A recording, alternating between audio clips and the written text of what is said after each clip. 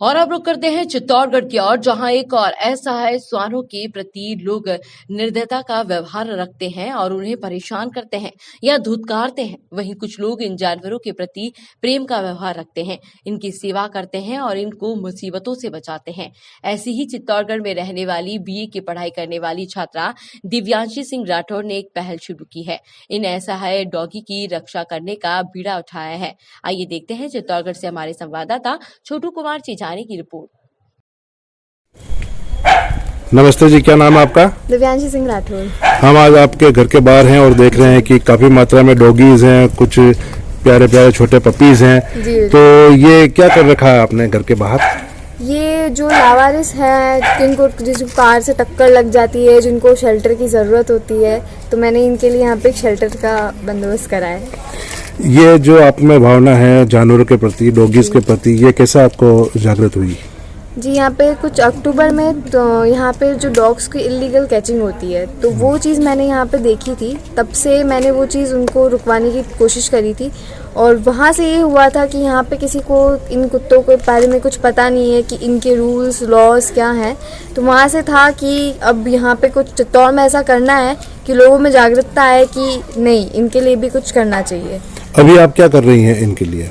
अभी इनके लिए मैं रोज़ 100 कुत्तों को खाना देती हूँ, 100 से 150 कुत्तों को रोज़ खाना देती हूँ मैं। और इन बच्चों का जो मेरे को कॉल्स आते हैं यहाँ से कि यहाँ पे ये बच्चे का एक्सीडेंट हो गया है, ऐसा कुछ हो गया है, तो हम वहाँ पहुँच के उस बच्चे को शेल्टर में लेके आते हैं, उसका इलाज करा के और फिर उसे वापस छोड़ते हैं। और कुछ जैसे कि अभी आप ये देखेंगे, ये पैरालाइज डॉग है, ये भिलवाड़ा से आया है मेरे पास डॉग, और ये अभी ठीक नहीं हो सकता है, तो ऐसे डॉग्स को मैं अपने शेल्टर में ही रखती हूँ, तो ये ठीक नहीं हो सकता है इसलिए। तो कहाँ से आप व्यवस्था करते हैं? ये खाना वगैरह खिलाना है या इनके लिए दवाई करनी है, इतना टाइम कैसे निकाल पाते हैं?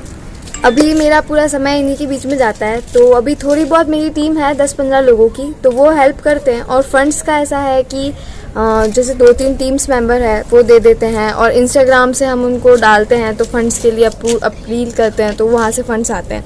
और मेडिकल्स के लिए यहाँ पे एक राजन मेडिकल्स करके है, वो हेल्प करते हैं। और खाने पीने का नानक डेयरी वाला है, तो वो बहुत मदद करते हैं। और यहाँ पे हमारे एक डॉक्टर धर्मेंद्र सोन करके हैं, वो हमारा पूरा ट्रीटमेंट, सारे जितने भी डॉग्स मैं लेके जाती हूँ उनका सही वो ट्रीटमेंट कर देते हैं सारा। और इस तरह के जो स्ट्रीट डॉग होते हैं जिनका आप ध्यान रखते हैं, तो उनको खाने पीने में क्या देते हैं और किस तरह से आप उनको मैनेज करते हैं? खाने पीने में हम एक तो दलिया, चावल और दूध दे सकते हैं, और उसके अलावा मैं पेडिग्री देती हूँ इनको, और उसके अलावा जैसे ब्रेड हो गया है, बिस्किट्स हो गए हैं, इस टाइप में इनको खिलाती हूँ। आपने अपने घर के बाहर ये बना रखा है इनके लिए, तो आस पड़ोस वाले कुछ आनाकानी करते होंगे या उनको आवाज आती होगी, वो शिकायत करते होंगे, किस तरह का माहौल है? नहीं जी, कुछ लोग करते हैं, जैसे कॉलोनी में कुछ लोग हैं, फिर हम उनको समझाते हैं कि बच्चे हैं, एक्सीडेंट हो गया है, चल फिर नहीं सकते हैं, इनमें भी जीव होता है, तो लोग समझ जाते हैं। और जैसे हमारी कॉलोनी में तो अब जैसे सारे लोग हैं जो इनको प्यार करते हैं। कई जगह देखा जाता है कि लोग बाग इनको रोटी भी नहीं देते हैं, पानी मतलब धुतकारते हैं एक तरह से। तो आप क्या संदेश देना चाहेंगे कि इन जानवरों के प्रति जो असहाय है, जो अपने पे आश्रित है, उनके लिए क्या मैसेज देना चाहेंगे आप? मैं उनको यही मैसेज देना चाहती हूँ कि लोग आजकल क्या है कि जो अभी न्यू जनरेशन है वो इनको खिलौनों की तरह समझती है। बच्चे जाएंगे, बाइक से जाएंगे तो लात मार के जाएंगे, या फिर रोटी होगी तो अभी बहुत सारे आप केसेस देखते होंगे कि बच्चों को जला दिया। अभी भिलवाड़ा का समथिंग कुछ केस था जिसमें 9 बच्चों को जला दिया था जिंदा। तो वही है कि मुझे यही जागरूकता लानी है कि ये इनमें भी जीव होता है, ये भी है, तो इन्हें भी जीने का हक है। तो कोई आपकी मदद करना चाहता है जानवरों के लिए, तो आप इस तरह से संपर्क कर पाएंगे वो आपसे? जी, हमारा एक इंस्टाग्राम पे पेज है, स्पीच फॉर स्पीचलेस चित्तौड़गढ़ करके हमने संस्था बना रखी है, तो उससे हमको लोग वहीं से अभी कांटेक्ट करते हैं।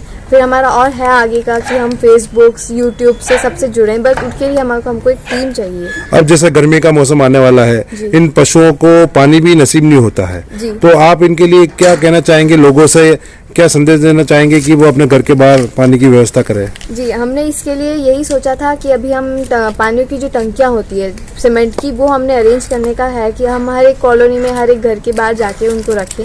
तो मैं वही चाहती हूँ कि लोग थोड़ी सी हेल्प कर दें कि भाई खुद के बाहर अगर वो टंकी हमने रखी है तो उसमें लोग पानी भी नहीं भरते हैं कुछ लोग, तो हम वही चाहते हैं कि अगर टंकी रखी है तो आप पानी भर दीजिए या आप खुद टंकी ला के रख दीजिए, तो उससे हमारी बहुत मदद होगी। और ये एक और चीज़ है कि जो हमारा रात का खाना बच जाता है, दिन का खाना बच जाता है, उसे लोग कचरे में फेंक देते हैं। तो वो कचरे में ना फेंक के उसे बच्चों को दे दे, इन छोटे बच्चों को, किसी को खिला दे, गाय वगैरह को खिला दे, तो उनसे भी इनका पेट भर जाता है। खाना वाना जो हमारा रहता है फीडिंग के टाइम का, उसमें मेरी मम्मी बहुत मदद करती है। मम्मी का बुटीक है यहाँ पे, पर मम्मी का पूरा सपोर्ट रहता है। नींव की तरह, मकान की नींव की तरह मम्मी मेरे साथ लगी हुई रहती है। खाना बनाना, 3 टाइम का इनका खाना रहता है, सुबह का शेल्टर के बच्चों का, दिन में भी इनके शेल्टर के बच्चों का, शाम को फीडिंग के लिए, और फिर रात को आके इनके बच्चों का खाना वापस से करना। मम्मी का पूरा सपोर्ट है। अगर वो नहीं करती तो शायद मैं ये काम नहीं कर पाती। आपको इसके लिए काफी समय देना पड़ता होगा। आप कौन सी क्लास में पढ़ रहे हैं? जी मैं कॉलेज में हूँ, कॉलेज का 2nd ईयर है मेरा, BA प्राइवेट। अच्छा। क्या अभी एग्जाम की तैयारी भी चल रही होगी इसके बारे में? बिल्कुल। तो आप इसके लिए समय किस प्रकार निकाल पाते हैं? समय ऐसा रहता है कि मैं सुबह 6 बजे से इनके बच्चों के काम में लगती हूँ, शाम को रात को 10 बजे तक मैं फ्री होती हूँ। 10 बजे के बाद से मेरा पढ़ाई का रहता है, और फिर वापस से वही रूटीन स्टार्ट हो जाता है। हम ये उम्मीद करते हैं कि आप इसी तरह आगे बढ़ते रहें और मानवता के प्रति लोगों के दिलों में एक जगह बनाएं। जी बहुत बहुत धन्यवाद।